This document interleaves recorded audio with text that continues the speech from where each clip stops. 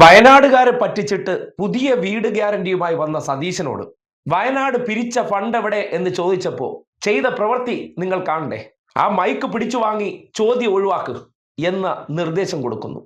കേരളത്തിൽ വിവാദമല്ല, ചർച്ചയല്ല. നോക്കണേ, മാധ്യമങ്ങളുടെ കണ്ണിൽ രാഷ്ട്രീയക്കാരനല്ലാത്ത വളരെ സരസനും സിമ്പിളുമായിട്ടുള്ള പ്രതിപക്ഷ നേതാവ് പിണറായി ആകണമായിരുന്നു ആ സ്ഥാനത്ത്. 5 ലക്ഷം വീടുകൾ നിർമ്മിക്കുമെന്ന് പറഞ്ഞല്ലോ.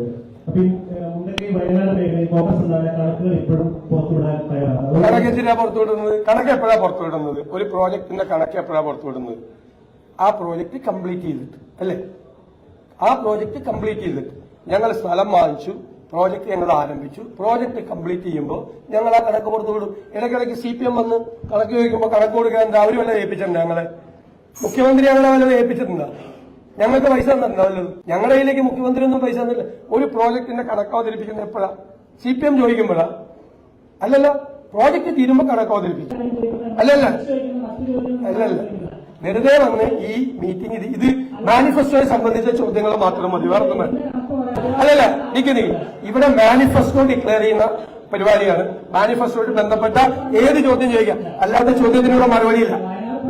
നിങ്ങളോട് പറഞ്ഞല്ലോ, നിങ്ങളോട് കൃത്യമായി പറഞ്ഞു. നിങ്ങൾ മൈക്ക് വാങ്ങിച്ചിട്ട് മാനിഫെസ്റ്റോ ഡിക്ലെയർ ചെയ്യുന്ന പദ്ധതിയിൽ മാനിഫെസ്റ്റോയെ കുറിച്ച് സംസാരിക്കും. ഗ്യാരണ്ടി തട്ടിവിട്ടതിന് ശേഷം 600 ദിവസം മുന്നേ വയനാടുകാർക്ക് കൊടുത്ത ഗ്യാരണ്ടിയെ കുറിച്ചുള്ള ചോദ്യം ചോദിക്കാൻ പാടില്ലത്രേ. 1 വർഷവും 9 മാസവും പൂർത്തീകരിച്ചതിന് ശേഷവും ഒരു കല്ല് കുഴിച്ചിടാൻ പറ്റാത്ത പാർട്ടി ഇപ്പോ പുതിയ ഗ്യാരണ്ടി ആയിട്ട് വരുമ്പോൾ ആ ഗ്യാരണ്ടി തട്ടിപ്പാണെന്ന ചോദ്യങ്ങളിലൂടെ ബോധ്യപ്പെടുത്താൻ ശ്രമിക്കുമ്പോൾ അതിനെ എന്ത് ചെയ്യണം? അതിനെ നിശബ്ദമാക്കണം. ആ നിശബ്ദമാക്കാൻ വേണ്ടി ചെയ്യുന്ന പ്രവർത്തനമാണ്. കേരളത്തിൽ സവർണ തമ്പുരാക്കന്മാരാണെങ്കിൽ മാത്രം മാധ്യമങ്ങളാൽ അനുവദിച്ചു കൊടുക്കുന്ന ഒരു പ്രത്യേകതരം പ്രിവിലേജ്. മുഖ്യമന്ത്രി തുമ്മുന്നോ ചുമയ്ക്കുന്നോ കോട്ടുവായിടുന്നോ എന്തും വാർത്തയാക്കുന്നവർ, അല്ലെങ്കിൽ ഒരു വാക്കോ ഒരു മൈക്കോ എന്തെങ്കിലും പ്രശ്നമായാൽ പോലും വലിയ വാർത്ത ചർച്ചയാക്കുന്നവർ.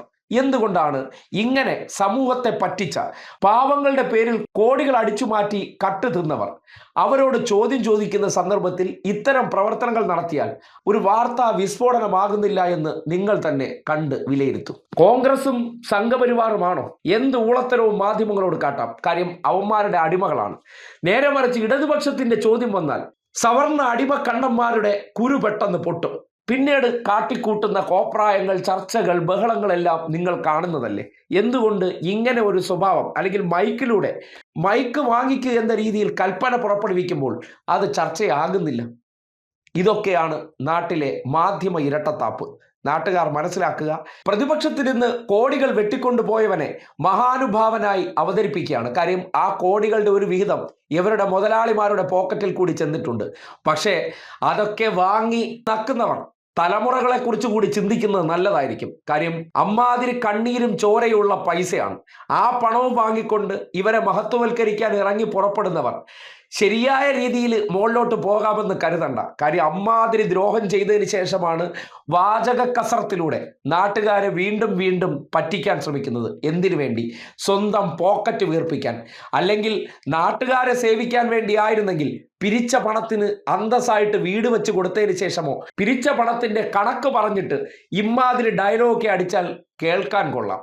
പക്ഷേ ആ പണം മുക്കി എന്ന് ഉറപ്പാകുമ്പോഴും ഈ സമൂഹത്തിന്റെ മുന്നിൽ വന്ന് ഫണ്ട് മുക്കിയ കള്ളന്മാർ ഇത്രയും നെഞ്ചും വിരിച്ചു നിന്ന് ഡയലോഗ് പറയാനുള്ള അവസരം കിട്ടുന്നുണ്ടെങ്കിൽ കേരളത്തിലെ ഭൂരിപക്ഷം മാധ്യമങ്ങളുടെയും മുട്ടിലിഴയക്കത്തെ സംബന്ധിച്ച് കൃത്യമായ ധാരണയുണ്ട്. അല്ലെങ്കിൽ ധാരണ ഉണ്ടാക്കിയതിൻ്റെ ആത്മവിശ്വാസമാണ് സതീശൻ പ്രകടിപ്പിക്കുന്നു എന്ന് കൃത്യമായി പറയാം.